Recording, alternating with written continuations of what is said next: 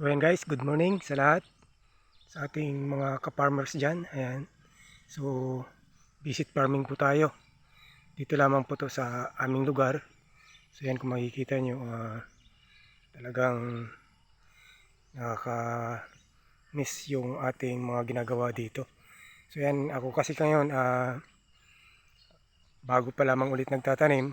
At yun nga, so syempre tayo ay ah, nagpahinga muna at medyo nagkaroon ng problema.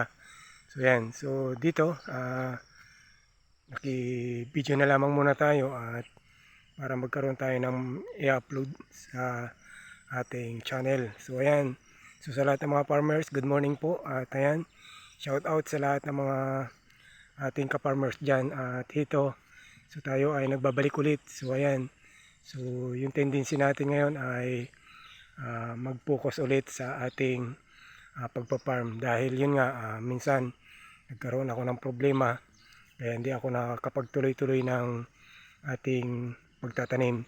So meron po ako ngayon, so yun nga lang, kakaunti. So dahil medyo hindi ko pa rin kaya, at yun nga, talagang nakakamiss na rin yung ganitong pag-aampalaya. So ayan, so guys, sa lahat ng mga ka-farmers natin dyan, so ayan, so sana mabigyan nyo ulit ako ng chance na samahan nyo ako sa aking mga pag-upload, at sana mapanood nyo ito. At hanggang dito ay magkaisa ulit tayo, at sana magkaroon kayo ng idea. Ayan.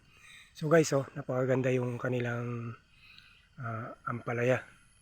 So tatlong harvest pa lamang raw yun sila dito. At yun nga, ito yung kanilang ampalaya ngayon. So yan, kung makikita nyo, ayan, napakaraming bunga. Hindi pa nila naibaba. Ayan guys, dami. Siguro ano to, Galaxy Max F1. Ayan. So, hindi ko lang alam, hindi ko lang natanong. So, nagtuloy na tayo dito sa loob. Ayan. So, ito lang yung ating titingnan. Ayan. So, nasa tabihan tayo guys. Ayan. So, medyo luma na rin yung mga balag nila guys. Pero, ayan, yung mga tali, medyo okay din. At ito, meron silang net. Ayan. So, paikot yan guys. At yun nga, so, syempre, marami sigurong hayop dito. Kaya, meron silang bakod sa tabihan. So, ayan. So, napakaganda guys, Talagang napakalusog. Kompleto siguro sa sa ano to, sa mga pataba. Ayan. So, ikutin lang natin guys. Ayan. So, matutuwa kayo. At talagang sobrang dami ng bunga. At ayan. So, shout out pala kay Sir Arvin Benedicto. Ayan. At yung nag-umpisa sa atin na tayo mag-vlog. Ayan. So, at yun nga, talaga namang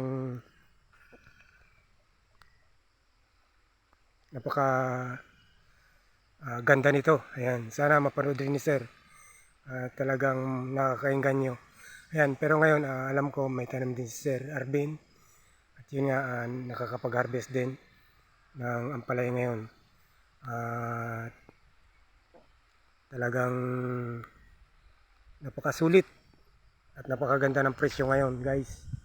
So kung meron tayo ngayon, napakaswerte natin. Yun nga lang, talagang 2 beses din akong medyo hindi umubra sa aking tanim.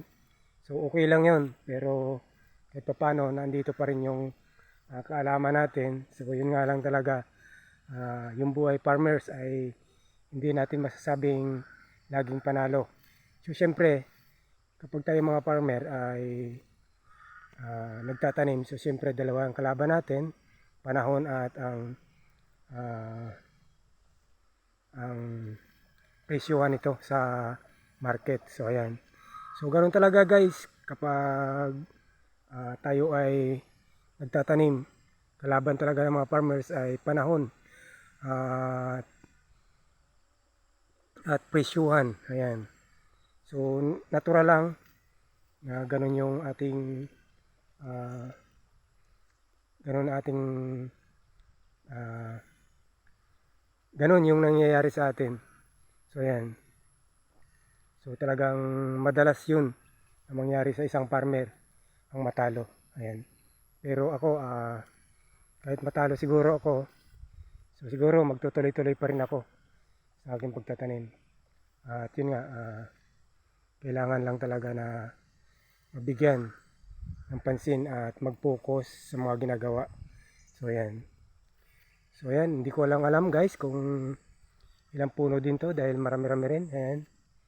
So sa tingin ko, nasa isang lata higit siguro din to. Ayan. So napakaganda guys. So yun guys, kailangan lang natin na mabigyan ng pansin ulit yung ating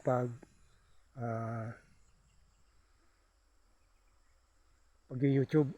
So sayang din naman kasi. So yung mga subscriber natin nandyan pa rin naman. So ayan, hanggang dito na lang guys at maraming salamat. So next time siguro gagawin ulit natin ng video to at para may pagkita ko ulit sa inyo. Ayan. So hindi ko lang alam kung sa pag-harvest. Basta yun guys, ipapakita ko ulit sa inyo. Ayan, maraming salamat. At ayan, sa lahat po ng mga farmers, sa lahat po ng mga vlogger dyan na nagsuporta sa atin dati, sana bumalik na kayo at samahan niyo ulit ako sa aking pagbablog. Ayan. So maraming salamat po guys at happy farming and God bless po sa ating lahat. Ayan.